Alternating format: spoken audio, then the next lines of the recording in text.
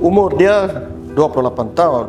Pada peringkat awal, rambut dia nipis dan semakin masa rambut nipis tu sudah menjadi lebih teruk. Jadi dia buat keputusan untuk datang ke GLOJAS untuk melakukan SMART FUE teknik.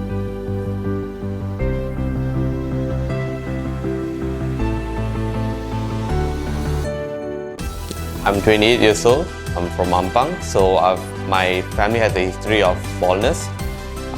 So since few years back, I started seeing my hair receding and all, and I tried many alternative treatment, and it didn't work. It wasted a lot of my money.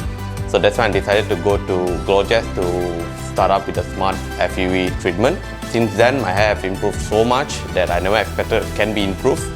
And right now I feel so good, especially again my confidence. I'm able to speak to people more properly, and and also can help other friends to improve their hair as well.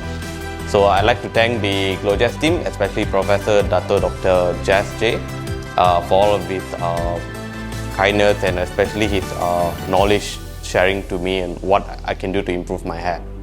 Thank you.